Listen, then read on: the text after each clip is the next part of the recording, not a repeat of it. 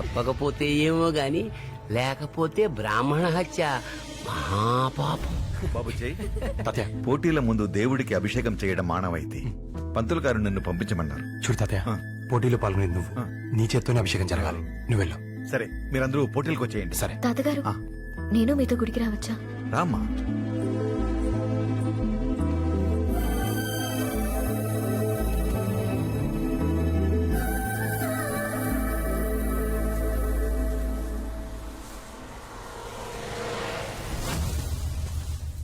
Hello, బండి బయలుదేరింది sir.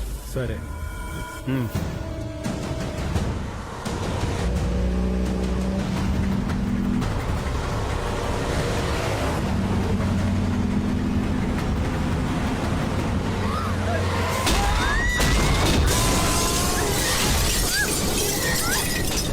Rayagiri గ్రామ నిబంధనల ప్రకారం 10 సంవత్సరాలకు ఒకసారి నిర్వహించే కర్రసాము పోటీల్లో గెలుపొందిన వారికి 10 ఏళ్ల పాటు గ్రామంపై పూర్తి అధికారం ఉంటుంది.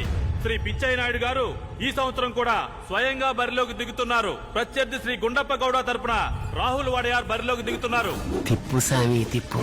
నువ్వు కర్ర తిప్పాలా, నేను ఈ ఊళ్ళో చక్రం తిప్పాలా?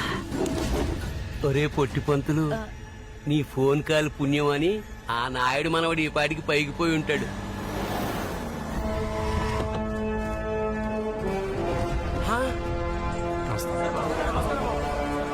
నమస్కారం బాబు. కృష్ణ తాతయ్య ఎక్కడ? ఇంకా రాలేదు బాబు. ఇంకా రాలేదు. గుండప్ప గౌడ తరపు అభ్యర్థి రాహుల్ వడయార్ ని బరిలోకి రావాల్సిందిగా కోరుతున్నాం.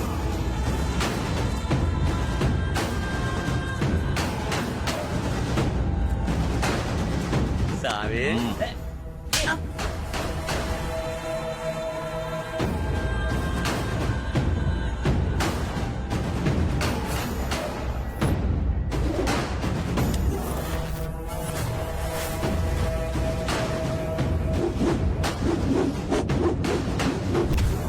ఇప్పుడు శ్రీ పిచ్చయ్య నాయుడు గారిని బరిలోకి రావాల్సిందిగా కోరుతున్నాం. ఇంకా రాలేదేంటి? నిర్ణీత సమయం లోపు నాయుడు గారు రాని ఎడల గెలుపు ఏకపక్షం అవుతుంది. మా తాతయ్య తరపున పోటీకి నేను రెడీ.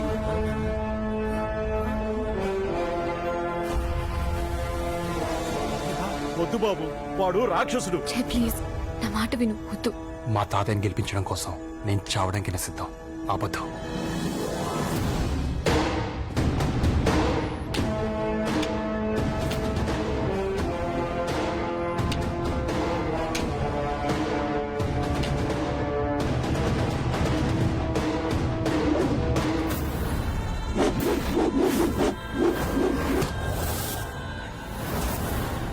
గుండు, ఆడు పారి నుంచి వచ్చాడు, పాలు తాగేలా ఉన్నాడు. వీడు పొరుగురు నుంచి వచ్చాడు, పచ్చి నెత్తురు తగుతాడు.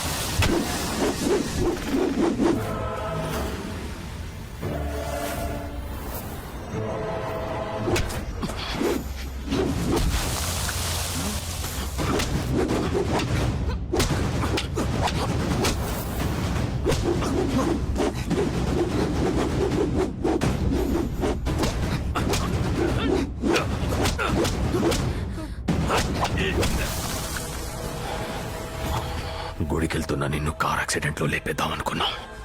తప్పించుకున్నా. ఇప్పుడు నా చేతుల్లో చస్తావు. అంటే గుడికెళ్ళా మా తాతయ్య యాక్సిడెంట్ లో ఖచ్చితంగా చచ్చుంటాడు.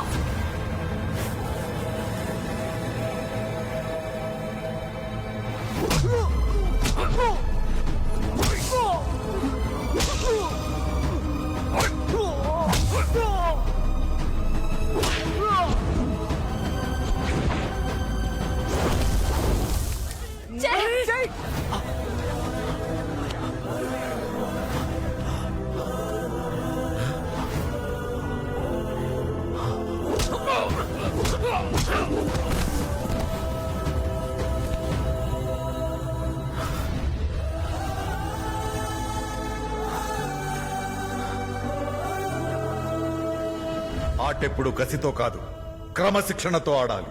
ఓర్పుతో ఉండాలి, అదును కోసం చూడాలి. ముందు శత్రువు బలాన్ని ఖర్చు పెట్టనివ్వాలి, అప్పుడు విజృంభించాలి. అప్పటికే అలసిపోయిన ప్రత్యర్థి ఆ దాడిని తట్టుకోలేదు. ఓర్పే విజయం, సహనమే వజ్రాయుధం. ఇప్పటిదాకా ప్రత్యర్థి బలం చూశావు, ఇప్పుడు నీ బలం చూపించు.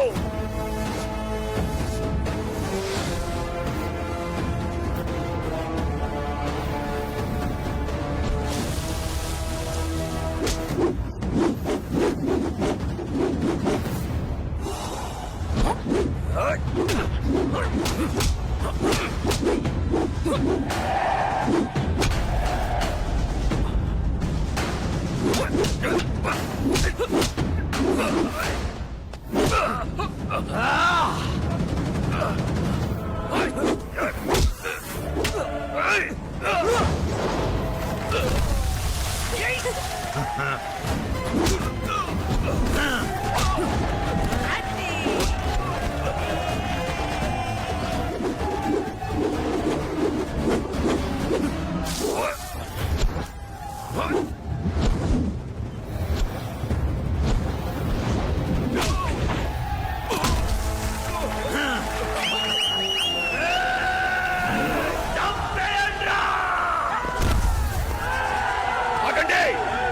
ఒక్కడిని కొడితే మగాడు, ఇంతమందిని కొడితే నా మానవుడు.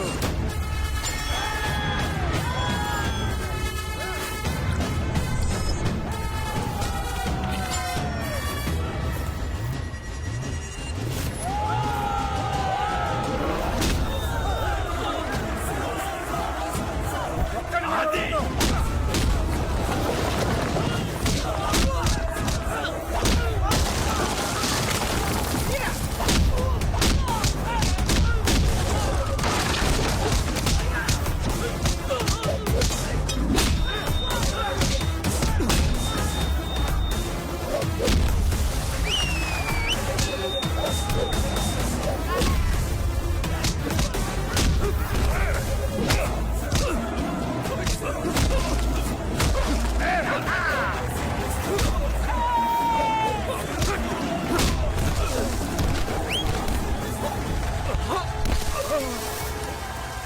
వాడు లేవడానికి 10 ఏళ్ళు పడుతుంది. అప్పటికి నువ్వు ఉంటావా? పంతులు ఉండప్పా.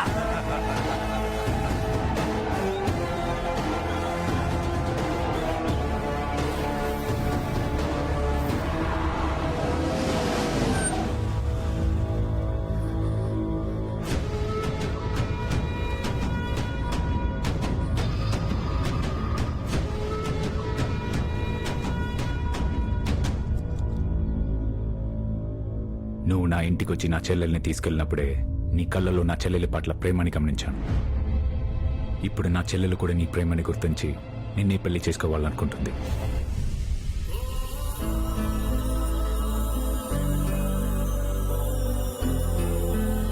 నాకంటే గొప్పగా నా చెల్లెల్ని ప్రేమించి నీకిచ్చి పెళ్లి చేయాలని నేను కూడా డిసైడ్ అయ్యాను.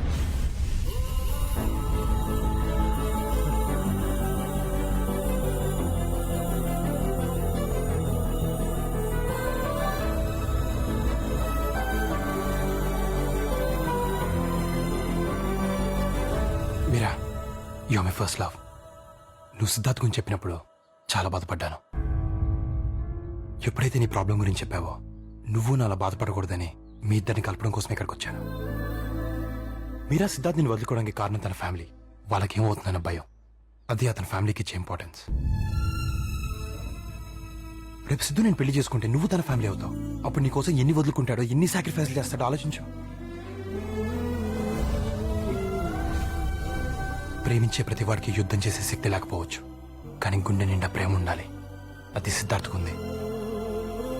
మీరా, చంద్రముఖి నన్ను ప్రేమించింది, కానీ మన ప్రేమ గెలవాలని నీతో అబద్ధం చెప్పింది.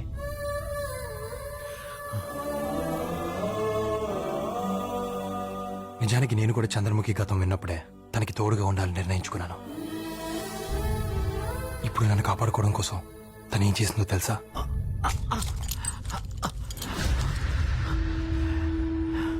చంద్రముఖి వాళ్ళ నాన్నకి తప్పుడు జాతకం చెప్పించి దాన్ని సరిగ్గా నా కొడుకిచ్చి పెళ్లి చేద్దామనే టైంలో నీ మనవడు అడ్డొచ్చాడు. ఇప్పుడు నువ్వు నా చేతుల్లో చేస్తావు, నీ మనవడు నా కొడుకు చేతిలో చేస్తాడు.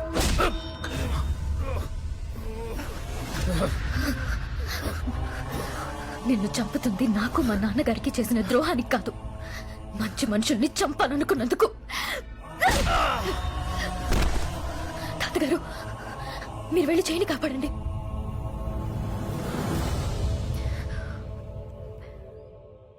జీవితం మనల్ని చాలా చోట్లకి తీసుకెళ్తుంది, కానీ ప్రేమ జీవితం ఉన్న చోటుకే తీసుకెళ్తుంది.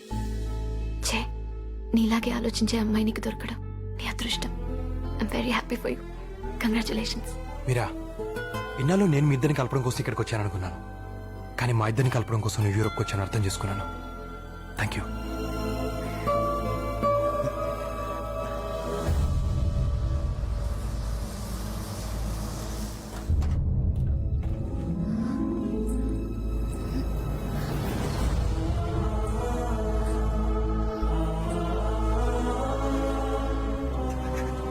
మూర్ఖత్వంతో 12 ఏళ్ళకి ఇంటినే కారాగారం చేశాను. నన్ను క్షమించు తల్లి. అది మీ తప్పు కాదు నాన్నగారు, నా మీద ఉన్న ప్రేమ. ఎన్ని కోట్లకైనా వెళ్తాను, ఎంతైనా ఖర్చు పెడతాను. నీకు శిక్ష పడనివ్వను. ధైర్యంగా ఉండము. అలాగే నాన్నగారు.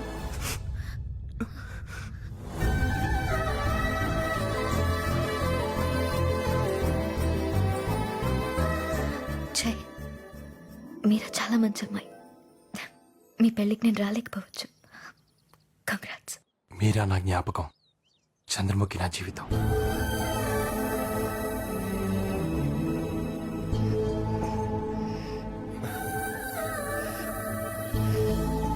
నీకోసం ఎన్ని సంవత్సరాలైనా ఎదురు చూస్తాను.